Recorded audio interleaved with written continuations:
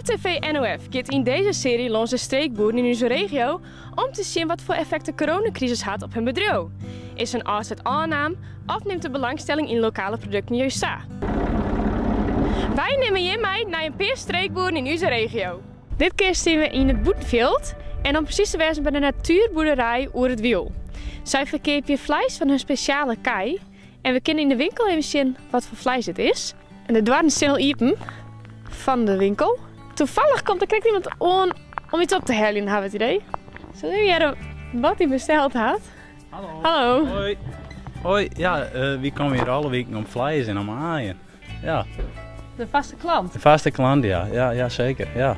En dat hel je hem altijd dan vreeds op? Ja, vreeds een keer wat spullen ophalen. Ja, 1 keer in de week. Ja.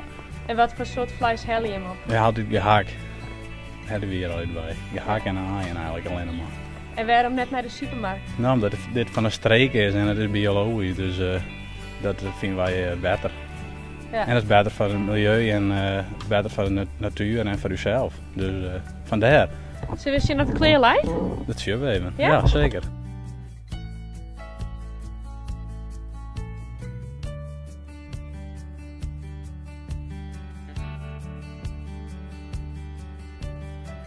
Wij verkopen voornamelijk het vlees van ons hervaartkei, hier in het natuurgebied Oer de Wiel. En we hebben ook afhaalpunt van de streekboer, dus dat vreten midjes hele meesten dus hun kratten met groenten zo op. En op de andere momenten verkopen we dus het vlees uit de vriezer van ons hervaartkei vooral. En nog wat houdbare producten en aaien en dat soort dingen. Ja.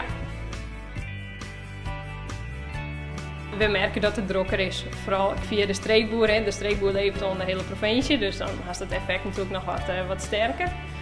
En we merken dat het sinds het begin van de crisis een stuk drukker is. Al wie het sowieso al groeiende, maar zoals ik zei, het versnelt het proces wat. Ja. We zien dat de bekendheid wel groeit, dat mensen gewoon uit het dorp misschien steeds meer interesse hebben om rechtstreeks bij de boer te kopen met een verhaal.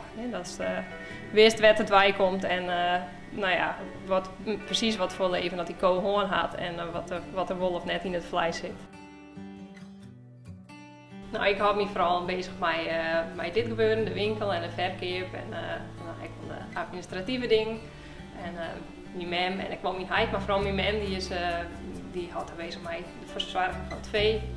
En die krijg ik wel even zien.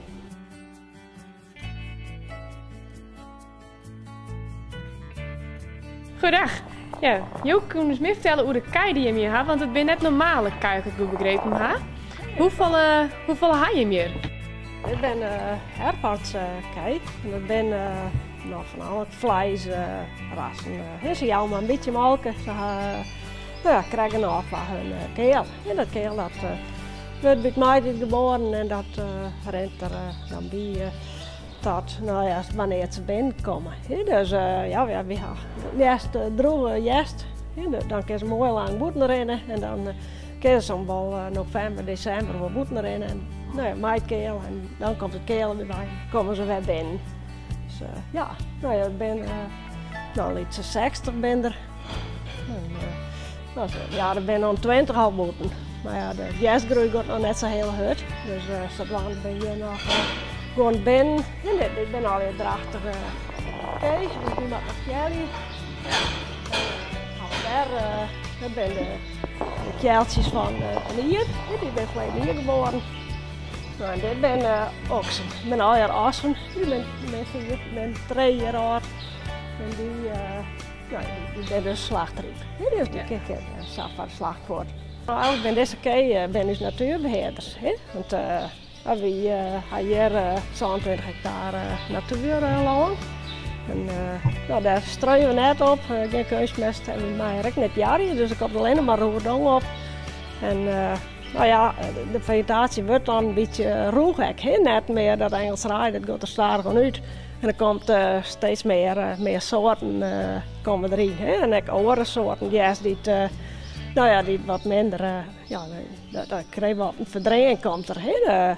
Dan wordt het wat roeger al hier en deze keer die horen daar hoe ze van. Als ze bij mij dit eruit komen, dan vliegen ze het eerst naar de sletskant en dan fretten ze in de rijden om.